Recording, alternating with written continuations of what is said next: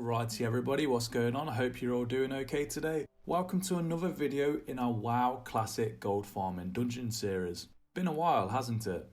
Before we get going though, just as always, if you've not seen the original Maraudon video I did way back when, then you can find a card to that video in the upper right hand portion of the screen right now. Alternatively, you can find a link down below in the description to this video.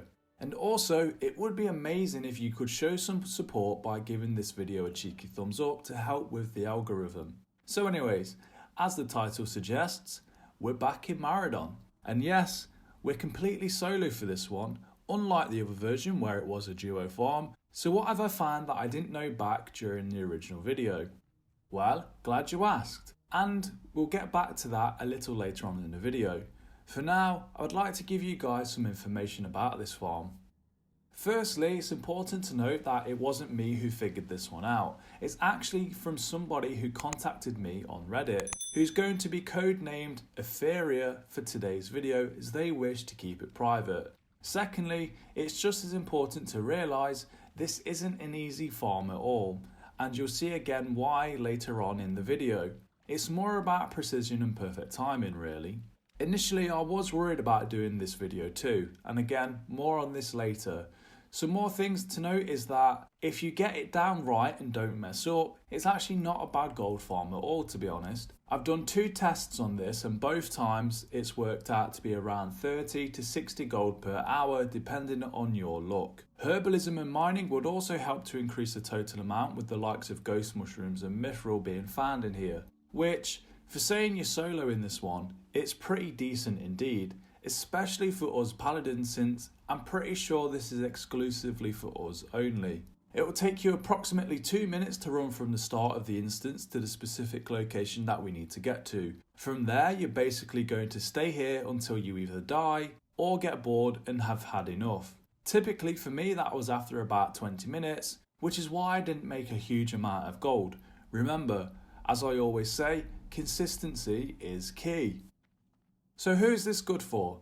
As I mentioned, it's probably only exclusively for us paladins, although I would imagine hunters could make this work with the feigned death ability, and maybe warlocks at a push with a soul stone, although that requires you to die so it's probably not ideal due to the repair bills. But to be fair, they do wear cloth, so stop whining, your repair bills ain't that expensive. The exact items that we're searching for are the solid stones, cores of earth, and the elemental earths.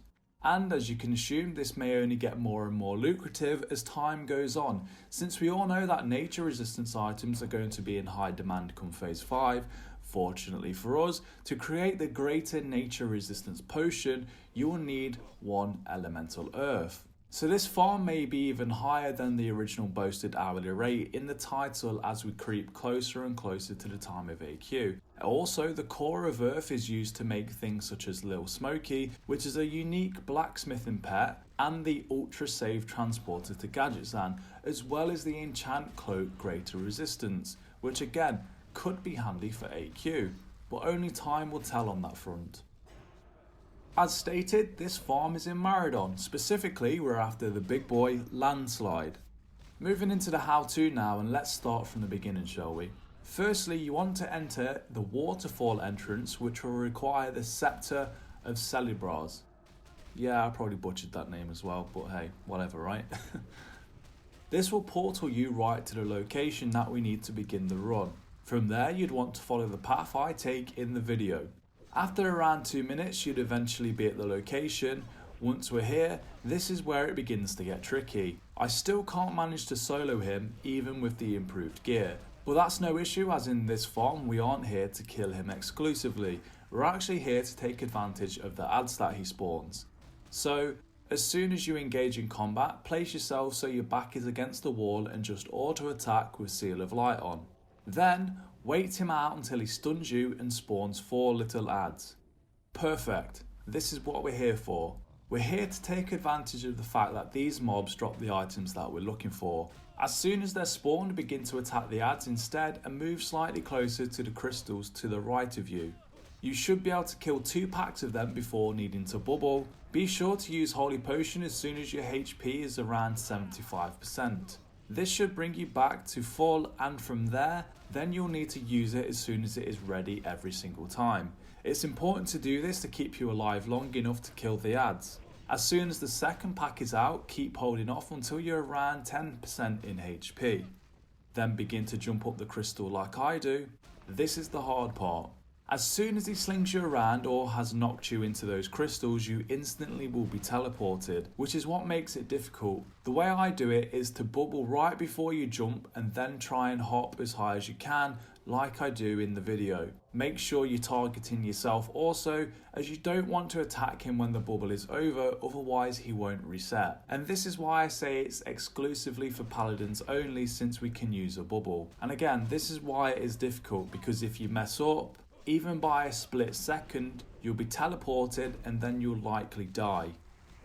Some final things to add here are the fact that if you don't kill the ads before you jump up, they won't despawn right away, which is pretty good actually. So if you heal yourself fast enough, then jump down, you can fight them without pulling him, which means you'll be able to collect the loot from those as well.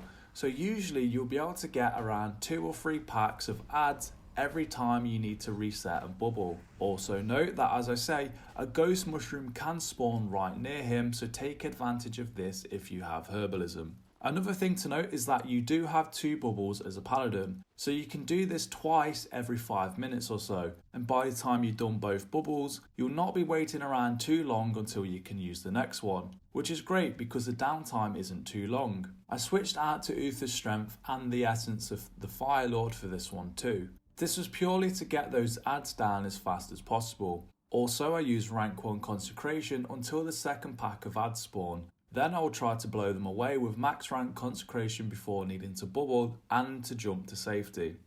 So as you can see, it's kind of dodgy. You're essentially using the environment as a crutch, just like mages do in ZF. Which is why I was kind of iffy about doing this. I don't want to post this and have it seen as any kind of exploitation or anything. If I do anything, I want to keep it legit, but this is a neat little way of doing things. And since everybody does the wall trick in ZF anyway, I think that this should be okay too.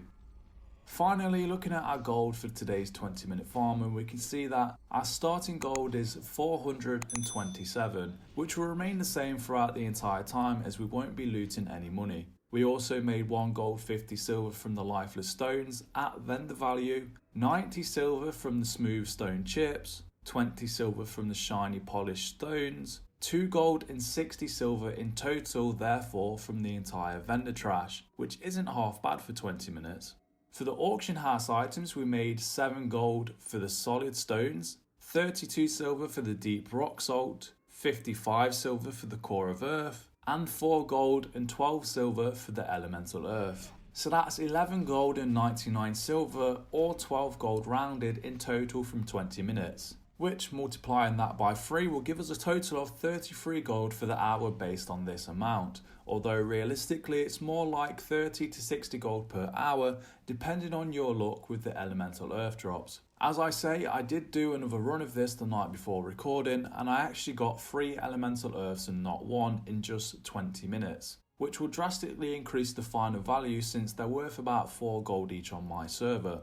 But anyways, if you've made it this far into the video, then great, you're officially a super cool person. And if you are, then why not prove it by giving the video a thumbs up and to share it with all of your friends in game. Also, if you've enjoyed today's video, then go ahead and subscribe, as I produce regular weekly content such as this and much more. So you'll never find yourself stuck for gold farming ideas as a paladin, that is for sure. We've now had nearly 100 videos on the channel based purely on gold farming as a paladin. And I can safely say that I've got a million more to potentially do for you guys. But with that being said, until the next one, see ya. Okay, here we go, guys. We just ran into another shaman.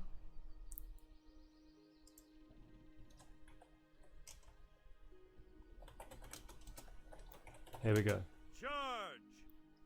Am I recording? Yep, here we go. Here's another battle. You ain't going nowhere, son. Come back.